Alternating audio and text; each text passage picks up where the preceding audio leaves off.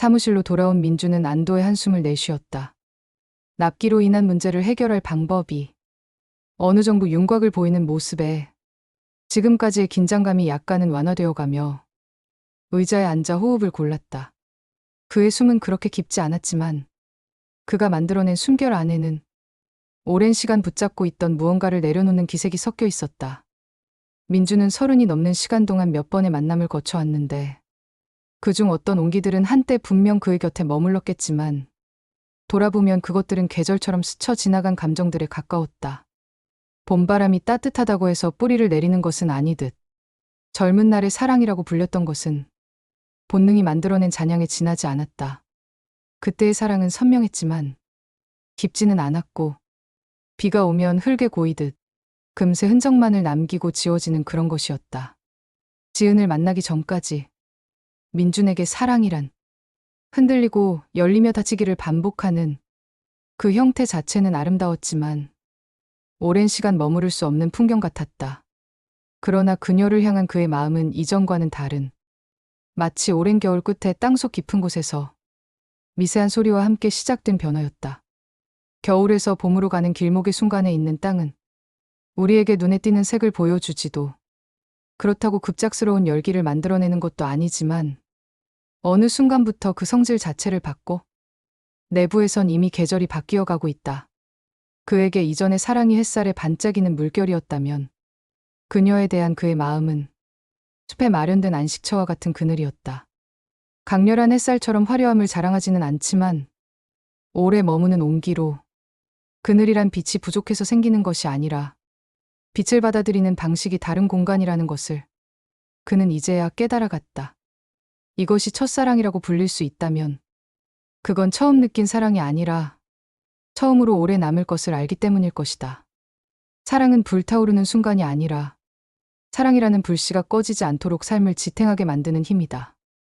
지은의 표정 어딘가에는 설명할 수 없는 결이 있었는데 웃음이 생기기 직전에 입가나 눈동자가 잠시 머뭇거리다 부드러워지는 순간과 같은 그런 결은 그의 기억 속 어머니가 떠나기 전까지 남겨놓고 간 것들이었다. 민주는 그의 어머니가 자신을 떠나기 전까지 아주 짧은 찰나의 시간이었을지라도 분명 그를 향했던 사랑은 실제였다.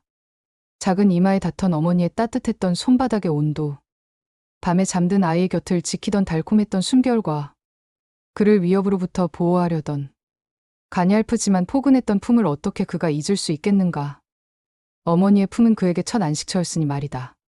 그래서 지은을 바라볼 때 떠난 사람의 그림자가 스치고 오래 접어두었던 그리움이 펼쳐지려 하며 그의 속은 잠깐 소란스러워지지만 곧 잦아들면서 어머니가 그에게 주었던 안정감을 그녀에게서 느낄 수 있었다.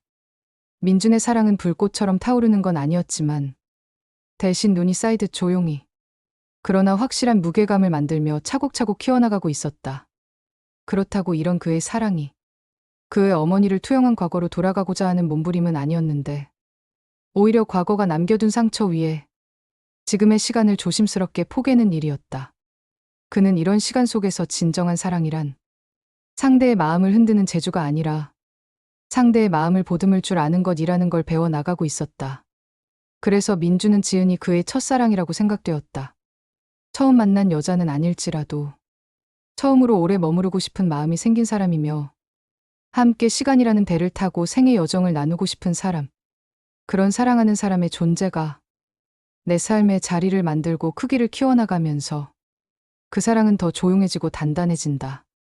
그의 마음 속에도 지금 그녀에 대한 마음의 크기가 눈에 띄지 않지만 분명하게 마치 숲이 어느 날 갑자기 생기는 것이 아니라 매일의 시간으로 자라나는 것처럼 그렇게 키워가고 있었다. 경리과 과장님이 전무님 그리고 다른 부장님, 과장님들과의 점심 식사를 마치고 사무실로 들어오며 말했다. 전무님, 커피 한 잔 타 드려야 할 것 같은데 우리 미스아가 다녀올까요? 미스아는 격리 업무를 도와 보조로 있는 19살 실업계 졸업반 학생이었다.